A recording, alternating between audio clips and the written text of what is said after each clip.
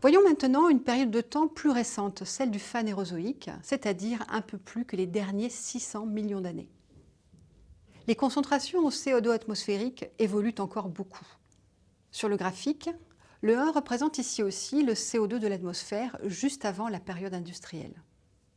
Si l'activité volcanique de la Terre influe sur les variations de CO2 à cette échelle de temps, l'évolution de la vie, avec ses périodes d'extinction brutale ou au contraire le développement de certaines espèces, joue un rôle majeur pour le cycle du CO2 à cette période de temps.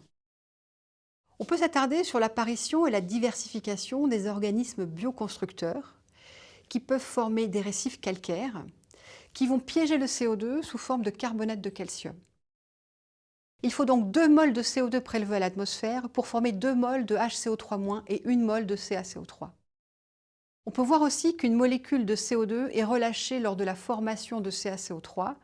C'est ce qu'on appelle la contre-pompe des carbonates, qui est expliquée dans la vidéo sur le carbone dans l'océan.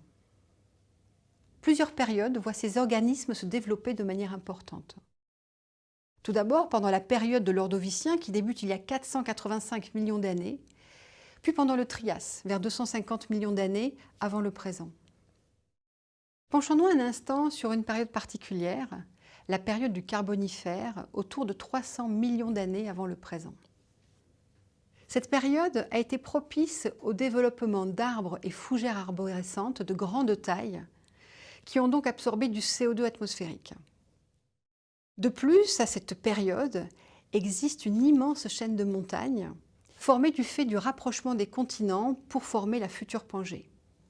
Cette super chaîne de montagnes, que certains comparent à l'actuelle chaîne himalayenne, occupe ce qui deviendra plus tard l'Europe, où elle est appelée la chaîne hercynienne, et les Appalaches de la future Amérique du Nord.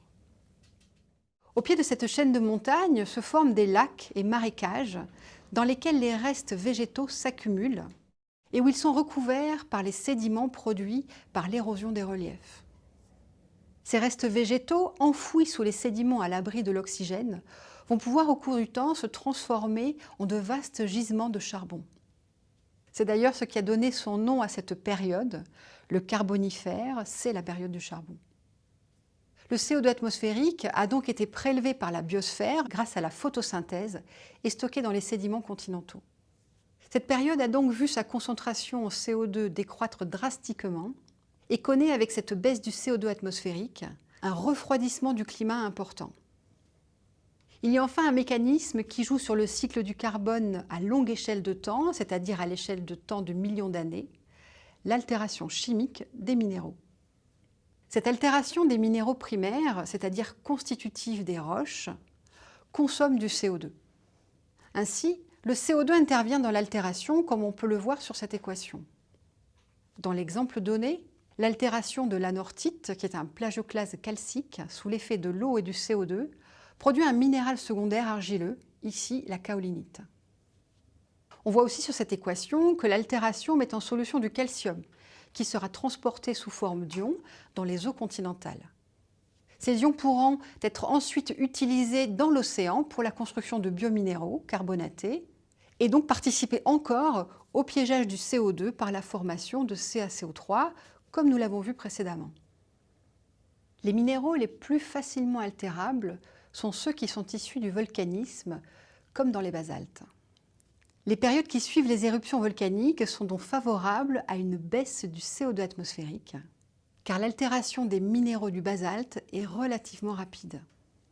Le volcanisme entraîne donc à court terme des émissions de CO2 avec augmentation de l'effet de serre et de la température de la surface de la Terre. Bien sûr, à très court terme, on peut aussi observer dans certains cas un refroidissement si les aérosols émis atteignent la stratosphère en augmentant l'albédo. Cependant, à long terme, qui est l'échelle de temps qui nous intéresse ici, la production de basalte par le volcanisme et leur altération consomment du CO2, entraînant une baisse de l'effet de serre et par la libération d'ions de calcium, la précipitation de calcaire, et donc encore un facteur de baisse du CO2 atmosphérique.